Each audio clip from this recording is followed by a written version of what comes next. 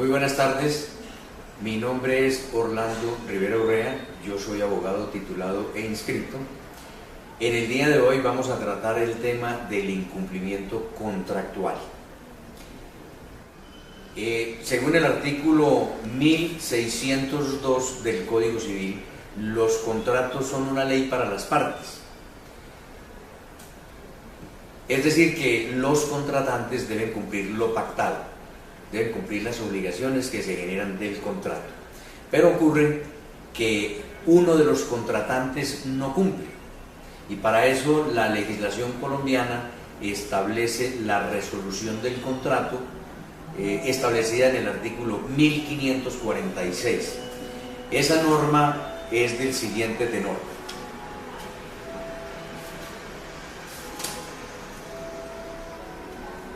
condición resolutoria tácita. En los contratos bilaterales va envuelta la condición resolutoria en caso de no cumplirse por uno de los contratantes lo pactado, pero en tal caso podrá el otro contratante pedir a su arbitrio la resolución o el cumplimiento del contrato con indemnización de perjuicios. Esta norma se aplica entonces, como acabamos de leer, para los contratos bilaterales, y se aplica cuando uno de los contratantes honra sus obligaciones y el otro contratante incumple las obligaciones. Pero es muy importante tener en cuenta entonces cuándo se puede pedir indemnización de perjuicios, como lo establece esa misma norma. Es decir, el contratante cumplido puede pedir la resolución del contrato, pero también puede pedir indemnización de perjuicios.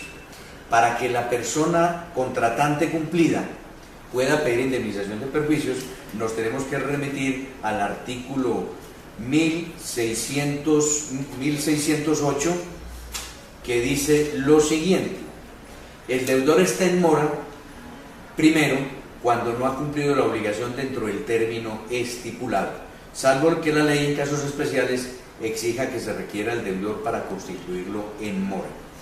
Es decir, que en los contratos es de suma importancia fijar la fecha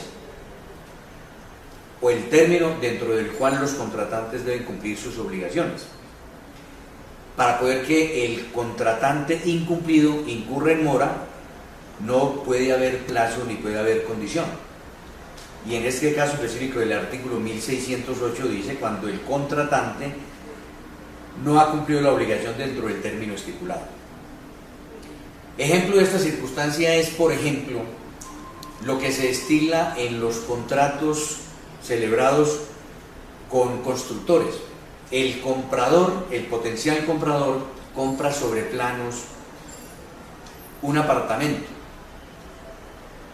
y ese apartamento, en ese contrato se establece el precio que debe pagar el comprador por ese apartamento, y también se establece entonces que el constructor deberá construir el edificio en determinado tiempo. Pero ¿qué ocurre? Que en los contratos generalmente el constructor establece una cláusula en la cual se dice que entregará el apartamento cuando termine el proyecto, es decir, no coloca una fecha dentro del cual debe cumplir su obligación. Y esto genera múltiples inconvenientes para el comprador, porque si, dado el caso de que el constructor incurra en mora o en incumplimientos en cuanto a que se quede sin liquidez para terminar el contrato, para terminar el edificio, el comprador no tiene posibilidad de hacerlo cumplir, porque como no se pactó la fecha de terminación del proyecto, no podrá demandar el cumplimiento del contrato, o mejor, la indemnización de perjuicios, porque ese constructor no ha incurrido en mora precisamente por falta de la fecha estipulada de terminación del proyecto de construcción. Eso genera múltiples inconvenientes para los compradores,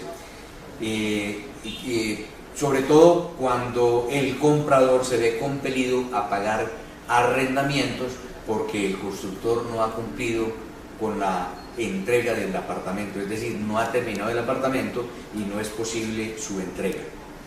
Si alguno de ustedes, de los que vean este video, tiene algún inconveniente con este tipo de contratos o con cualquier otro contrato en el cual no esté la fecha de cumplimiento, podemos asesorarlo completamente gratis llamando al siguiente teléfono celular 318-508-9130.